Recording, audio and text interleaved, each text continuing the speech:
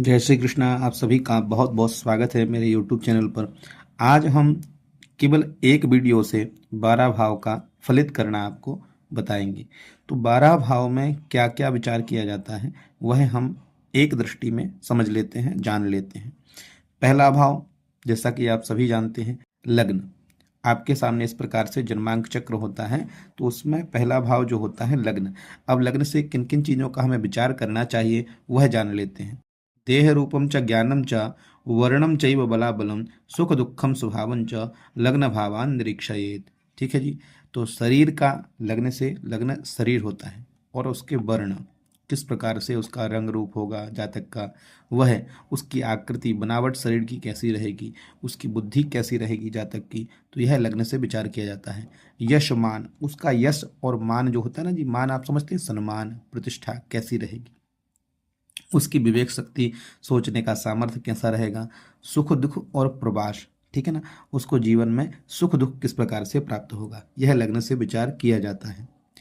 प्रारब्ध, प्रारब्ध योग और जिज्ञासा, ठीक है ना, स्वभाव, ये सब प्रथम भाव से विचार की जाने वाली वस्तुएं हैं। लग्न से इनका विचार किया जाता है। अब उसकी जो व्रण आदि हो गया, लड़की की कुंडली है तो दादाजी का विचार यहाँ से करते हैं, लड़की की कुंडली है तो दादी का विचार यहाँ से किया जाता है।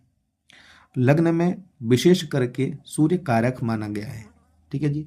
लग्न में यदि सूर्य विराजमान हो तो निसंदेह वह व्यक्ति जातक जो होगा या जातिका जो होगी वह अतुल तेजस्वी होगी, खूब पराक्रमी होगी, उसका पुरुषार्थ यश चारों दिशाओं में खूब फैलेगा। ठीक है ना जी।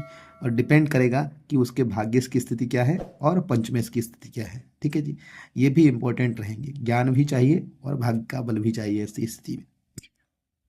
लग्न में बलवान राशियां कौन सी होती हैं वह भी जान लीजिए। कन्या, तुला, मिथुन राशि, कुंभ राशि, यह लग्न में बलवान राशियां मानी गई हैं। ठीक है जी। यह राशियां हों और सूर्य विराजमान हो तो बहुत ही उत्तम होता है। आइए द्वितीय भाव से क्या विचार करते हैं जान लेते हैं। द्वितीय भाव मनी हाउस होता है, धन का हाउस होता है। तो धन धान्यम कुटुम्बाश्च मृत्युजालम अमित्रकम धातुरत्नादिकम धातुरत्नादिकम सर्वम धन स्थानान निरीक्षयेत। द्वितीय भाव से हम धन का विचार, उसके पास कितना धन सेविंग होगी, कितना धन रहेगा, विवेक शक्ति कैसी रहेगी। दाहिना नेत्र भी हम द्वितीय भाव से देखते हैं। द्वितीय भाव से दाहिने नेत्र का विचार भी किया जाता है।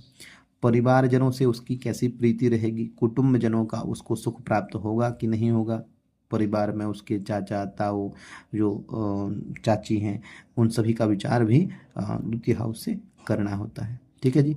स्वर का विचार, उसके उच्चारण की शैली, ठीक है जी, उसकी वाणी कैसी रहेगी, वाणी में कॉन्सेंट्रेट जिसको बोल सकते हो ना, वाणी में एक आकर्षण होता है, वह कैसा रहेगा। ठीक है जी। विद्या और भोजन का भी हाउस होता है यह। ठीक है जी। उसकी आहार और जो व्यवहार की शैली है, भोजन आदि करने का जो उसका गुण है या रुचि है, वह किस प्रकार की है। ठीक है जी। और स्वर्ण आदि, स्वर्ण आदि जो धातुएं होती हैं उनका वह जीवन में कितना संचित कर पाएगा, कितना वह उनको उसके पास रहेगी, यह सभी विचार भी हम द्वितीय हाउस से करना होता है। और ये आकस्मिक धन का भी होता है। जो मनी हाउस है, यहाँ आकस्मिक धन लाभ उसको जीवन में होगा कि नहीं होगा, यह भी वहाँ से विचार किया जाता है। अब यहाँ कारक ग्रह कौन से हैं, तो गुरु सर्वदा हमेशा यहाँ पर द्वितीय हाउस में कारक होता है और मंगल द्वितीय हाउस में नेष्ट होता है। मंगल विराजमान हो जाए तो निसंदेह व्यक्ति, मंगल अग्नि है तो धन को संचित नहीं होने देगा। ठीक है जी। कुटुंब जनों से कलह करवाएगा, उनके साथ में व्यक्ति की दूरी बढ़ जाएगी। वाणी में एक उष्णता, वाणी में जिसको बोल सकते हो अत्यधिक तेज, जिसको बोल सकते हैं कि वह तीव्र से बोलने वाला, जोर से बोलने वाला, अहंकार टाइप का रहने करने वाला वाणी पर, उस प्रकार से उसके वाणी पर अंकुश नहीं रहेगा। इसलिए मंगल यहाँ पर अकारक माना गया है, निष्ठ माना गया है। ठीक है जी। गुरु यहाँ रहेगा तो निसंदेह ज्ञानवान बनाएगा। गुरु यहाँ से भाग्य को भी देखेंगे, 1 2 3 4 5 6 7, क्षमा कीजिएगा, गुरु यहाँ से उसके अष्टम हाउस को भी देखेंगे और 1 2 3 4 5 ठीक है, पंचम हाउस को देखेंगे और 8 9 दसम को देखेंगे तो उसकी कार्य जो इसको बोल सकते हो कि वह उसकी जो कार्य करने की शैली होगी, नौकरी आदि का जो विचार होगा, निस्संदेह वह ज्ञान के कारण खूब ख्याति अर्जित करेगा और जीवन में खूब धनार्जन करेगा, क्योंकि ज्ञान तो देंगे ही गुरु, ठीक है ना जी। उसकी शैली भी देंगे, अच्छी शैली देंगे, बोलने की शैली अच्छी रहेगी, वह अपने परिवारजनों के साथ मिलकर रहने वाला, खूब अच्छे से व्यवहार जगत में उसकी खूब ख्याति रहेगी, ठीक है ना, वाणी का धनी होगा। तो ये सब चीज़ें गुरु देते हैं, ठीक है जी। तृतीय हाउस पर विचार कर लेते हैं। तीसरा हाउस क्या होता है, बोले विक्रमम भृत्य भृत्यादि चोपदेश प्रयाणकम पित्रोर वै मरणम विज्ञो दुष्चुक्याच निरीक्षयेत। बोले पराक्रम, विक्रमम, उसको व्यक्ति का पराक्रम, तृतीय हाउस होता है क्या, पराक्रम, व्यक्ति कितना पराक्रमी होगा, कितना उद्यमी होगा और उसके भाई बहन कितने होंगे, यह तृतीय भाव से विचार किया जाता है, ठीक है जी। अब उसका साहस कैसा रहे, पराक्रम मतलब साहस की आवश्यकता पड़ेगी, साहस कितना होगा उसके पास, वह अंदर से ऐसा तो नहीं कोई स्थिति बनी और वह अपने अंदर से टूट जाए, ठीक है जी, कोई उसके क्षति हो गया या कोई जिसको बोल सकते हो अच्छा उसको अवसर मिला, वह अत्यधिक प्रसन्नता हो गया, उसके कारण भी उसको समस्या हो सकती है, अत्यधिक उसके पास स्ट्रेस हो गया, टेंशन हो गया तो आत्मघात करेगा। तो इस प्रकार से वह उसका पराक्रम कैसा रहेगा, मतलब पराक्रमी होगा कि नहीं होगा, साहस होगा कि नहीं होगा, यह भी विचार हमें तृतीय हाउस से करना होता है। अब उसके हाथ और कान का विचार, उसकी सुनने की समझ अच्छा सामर्थ्य कैसी रहेगी, हाथ पैर, हाथ के आदि विचार भी हम जैसे कालपुरुष की पत्रिका होती है तो यह तृतीय हाउस और आपका एकादश हाउस ये हाथ माने गए हैं, ठीक है जी। तो हाथ का विचार हम इनसे करते हैं। और मित्रता, ठीक है जी, मित्रता उसकी कैसे व्यक्तियों से होगी, मित्रता उसके लिए लाभदायक होगी कि नहीं होगी, ठीक है जी। और उसके इसके अतिरिक्त वृत्ति, ठीक है जी, और उसके अतिरिक्त नौकर का, ठीक है जी, उसके आधिपत्य में कितने लोग काम करेंगे या वह स्वयं किसी के अंडर में काम करेगा, तो यह सब तृतीय हाउस से विचार करना होता है। इसमें विशेष करके मंगल पराक्रम का कारक माना गया है, मंगल यहाँ पर कारक होते हैं, मंगल यहाँ बैठ जाए तो व्यक्ति खूब पराक्रमी होता है, खूब उद्यमी होता है और खूब जिसको बोल सकते हो वह एक अच्छा ऐसा शासक होता है व्यक्ति, ठीक है जी, वह अच्छे से डील कर सकता है व्यक्ति को, ठीक है ना। तो ये मंगल यहाँ पर कारक होता है और सर्वदा मंगल यहाँ बलि माना गया है। चतुर्थ हाउस जान लेते हैं क्या दर्शाता है, तो चौथे भाव से वाहनान्यथ बंधुश्च मातृसौख्यादिकान्यपि निधिम क्षेत्रम गृहम चापि चतुर्थात् परिचिंतयेत। बोले चतुर्थ हाउस माता का हाउस होता है, सुख का हाउस है ये, ठीक है जी।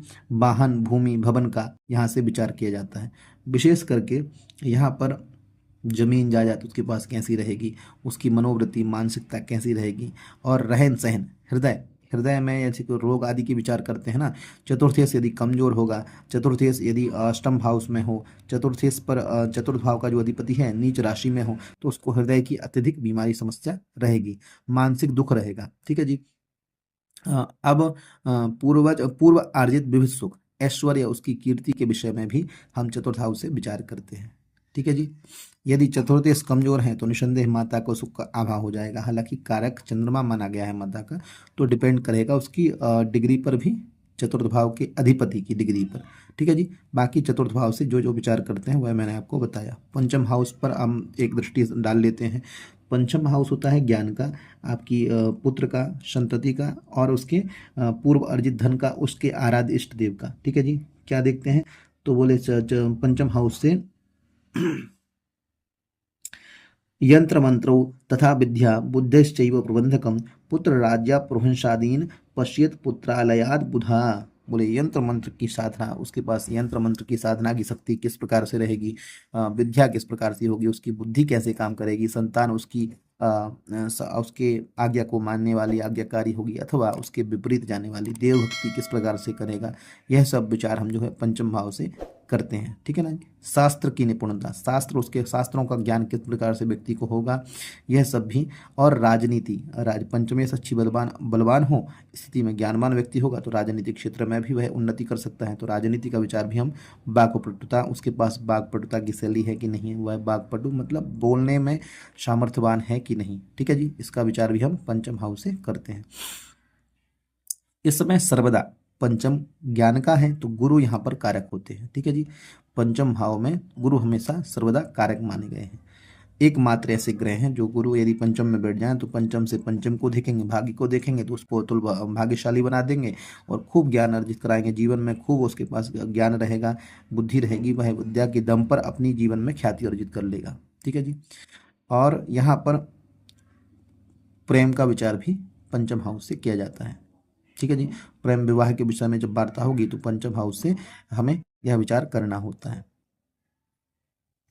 षष्ठ हाउस से क्या देखते हैं, जान लेते हैं। छठा हाउस होता है रोग रिपूर्ण का। ठीक है जी। तो यहाँ से आपका मातुलान नान्त कांश का नाम शत्रुश्चैव व्रणादिकान सपत्नी मातरम चापी षष्ठ भावान निरीक्षयेत।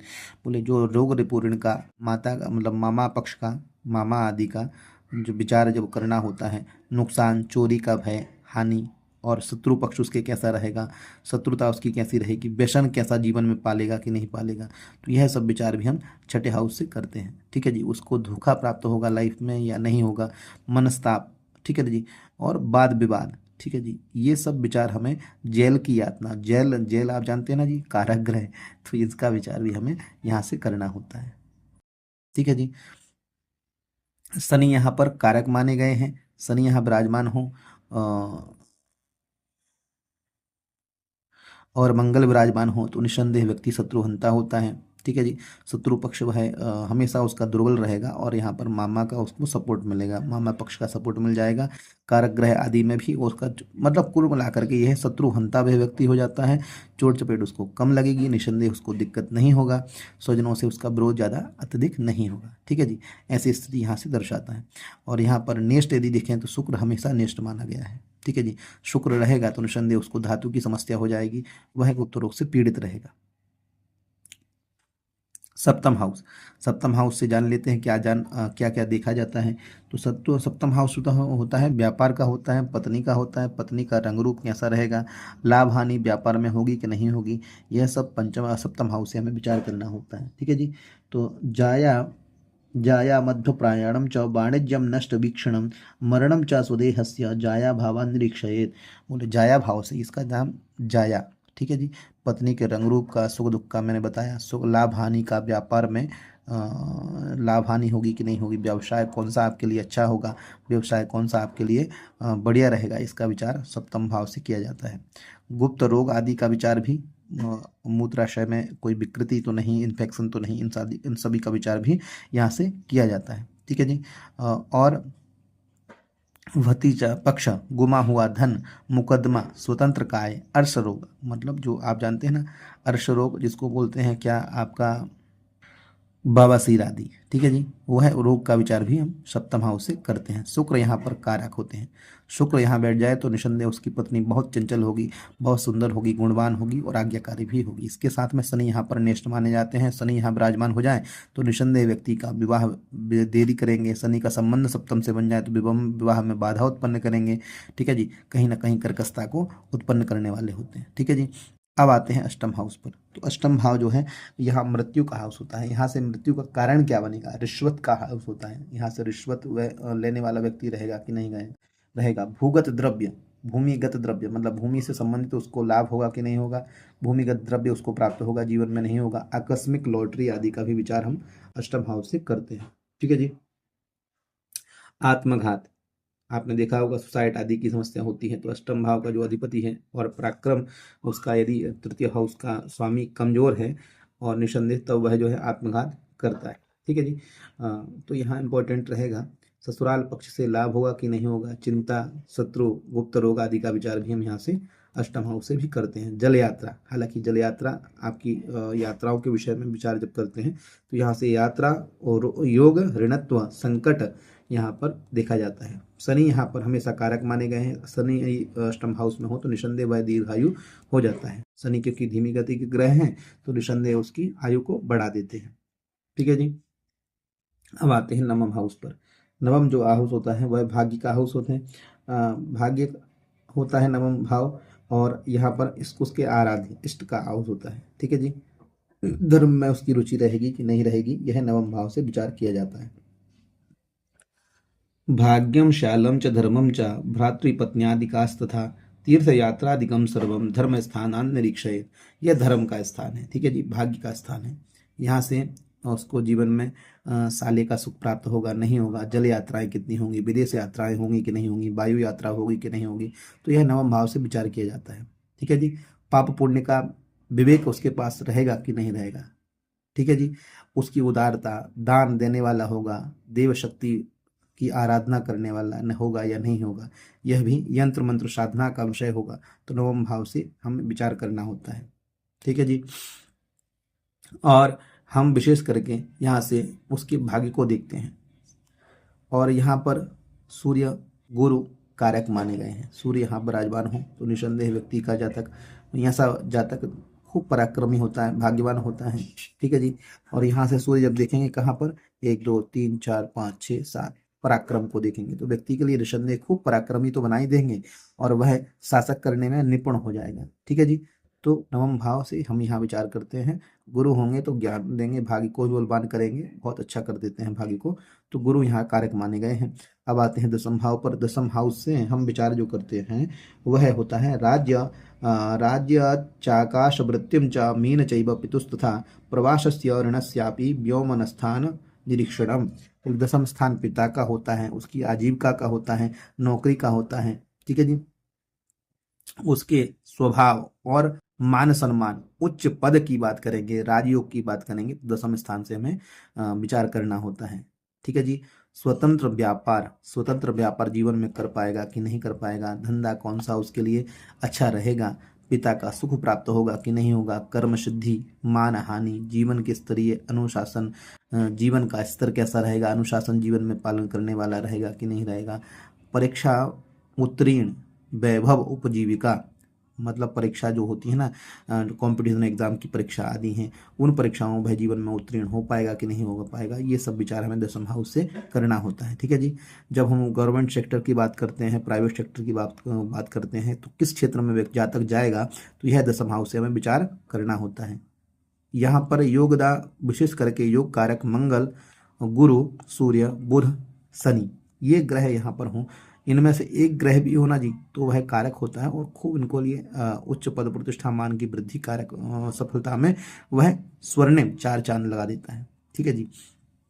हालांकि मैं हमेशा बोल चुका हूँ, भाव भावेश और कारक, भाव तो भाव को विचार कर रहे हैं, भाव में जो ग्रह बैठे हैं वह है, और इसके भाव के जो अधिपति हैं वह है, और कारक कौन सा ग्रह है। ठीक है। इन सभी के योग से और भाग्य के बल से व्यक्ति निसंदेह जीवन में ख्याति अर्जित करता है। आइए आगे बढ़ता हूँ। एकादश भाव से क्या विचार किया जाता है जान लेते हैं। ठीक है जी। नाना वस्तु भवस्यापि पुत्र जायादिकस्य च आयम वृद्धिम पशूनाम च भावस्थानान निरीक्षणम। एकादश हाउस जो होता है वह आय का हाउस है। ठीक है जी। यहाँ से अर्निंग देखी जाती है, व्यक्ति की लाइफ में अर्निंग कैसी रहेगी। ठीक है जी। संपूर्ण जीवन में धन आगमन किस प्रकार से रहेगा। ठीक है जी। और मित्रों का सुख प्राप्त होगा कि नहीं होगा, भाई का सुख, और जवाई मतलब उसके जीजाजी का सुख प्राप्त होगा, या उसको बोल सकते हो उसके दामाद का सुख उसको प्राप्त होगा कि नहीं होगा, इसका विचार भी हम यहाँ से करते हैं। और समाज में श्रेष्ठता व्यक्ति की रहेगी कि नहीं रहेगी, यह एकादश हाउस से विचार किया जाता है। प्रॉपर्टी की बात करेंगे, मशीनरी की बात करेंगे, और मिलाप क्रिया कुशलता, उसकी आकस्मिक लाभ, आभूषण योग, ये सब विचार एकादश हाउस से हमें करने होते हैं। गुरु यहाँ पर हमेशा कारक माना गया है, और यह त्रिकोण का भाव है। पंचम भाव, नवम भाव, एकादश भाव, ये त्रिकोण है। ठीक है जी। लग्न, चतुर्थ, सप्तम, दशम, ये केंद्र माने गए हैं। ठीक है जी। और ये आप जानते हैं त्रिक हैं, 6 8 12, यहाँ कोई भी ग्रह जाएगा तो निसंदेह वह निर्बल हो जाता है, अपने स्वभाव के अनुसार वह फल प्रदान करने में असमर्थ रहेगा हमेशा। ठीक है जी। चलिए तो 12वें हाउस पर चलते हैं। 12वां हाउस आपका व्यय है। ठीक है जी। यहाँ से व्यय का विचार विशेष करके करते हैं। व्ययम चा वैर वृत्तांत रि फमंत्यादिकम तथा व्यायाचैव हि ज्ञातव्य मिति सर्वत्र धीमता। अब उसकी बायां नेत्र भी है, बाएं नेत्र का विचार, व्यय का विचार, दूर यात्राओं का, विदेश आदि की जब बात वार्ता करेंगे तो यहाँ से विदेश आदि की यात्राओं का विचार भी 12वें भाव से हमें करना होता है। दुराचरण, उसका आचरण, एक होता ना जी सुआचरण, मतलब अच्छे आचरण वाला व्यक्ति, और एक होता है दुराचारी व्यक्ति। ठीक है जी, तो ये दोनों का विचार भी हमें करना होता है। कारावास, जेल यात्रा आदि उसके जीवन में हो तो नहीं जाएगी, जेल तो नहीं होगी कभी जीवन में। गुप्त शत्रु, गुप्त शत्रु उसके कितने रहेंगे या रहेंगे कि नहीं रहेंगे। अपव्यय वह जीवन में करेगा कि नहीं करेगा। अपव्यय समझते हैं ना जी, एक तो अपने जीवन में अपने कार्यों में पैसा लगाता है, और एक व्यक्ति होता है जी अपव्यय करके जुआ खेल लेता है, शराब पी लेता है, मदिरा का पान करता है। मतलब जिसके उसके जीवन में कोई वस्तु उसके लिए लाभदायक ना हो, उन वस्तुओं पर वह द्रव्य को खर्च कर दे, तो वह अपव्यय हो गया। ठीक है जी। ऋण लेना, अपघात करना, कलह, अच्छी बुरी अच्छा बुरा व्यय का विचार, अच्छा व्यय करेगा या बुरा व्यय करेगा ये डिपेंड करेगा उसके 12वें हाउस पर। ठीक है जी। शनि यहाँ पर कारक माने गए हैं। वीडियो को अंत तक देखने के लिए आपका बहुत बहुत धन्यवाद। चैनल को सब्सक्राइब जरूर कीजिए, लाइक करना ना भूलें और शेयर जरूर कीजिए, क्योंकि जो महानुभाव पत्रिका बनाना सीखना चाहते हैं वह मेरे चैनल पर जो वीडियो पहले से उपलब्ध हैं उनके माध्यम से कुंडली बनाना सीख पाएंगे बड़ी आसान विधि से। और फलित के लिए तो मैं तत्पर ही हूँ। फलित स्वयं भी आपके लिए वीडियो बना के आपको प्रकाशित करता हूँ, और आपके माध्यम से मैं भी स्वयं अच्छे से इसको समझने का प्रयास करता हूँ। जय श्री कृष्णा, जय श्री राम।